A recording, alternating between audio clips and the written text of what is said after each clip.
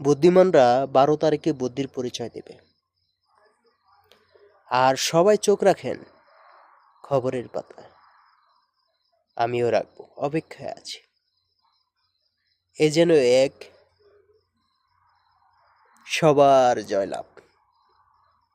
তবে একটা কথা শুনলাম না, আমি জয় হলে আমি এই দেশটাকে কি উপহার দেব? আমি জয় হলে আমি এই দেশটা কোথায় নিয়ে দাঁড় করাবো? এই কথাগুলো আল্লাহ কারিম। আমি চাই যেই চালাক দেশ ভালোভাবে চালাক, সুন্দরভাবে চালাক। আর সবচেয়ে একটা বিষয় আশা করব সবার পক্ষ থেকে, দেশের প্রশাসন, বিশেষ করে পুলিশ বাহিনী,